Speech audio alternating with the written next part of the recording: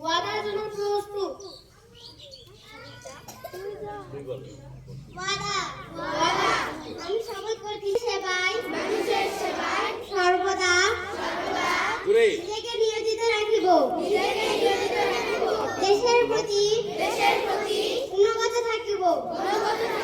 দেশের একতা ও সংহতি বজায় রাখিবার জন্য সর্বদা সচেষ্ট থাকিব। আমি নিজে অন্যায় দুর্নীতি করিব না এবং অন্যায় দুর্নীতিকে প্রশ্রয় দেব না। হে প্রভু আমাকে শক্তি দিন।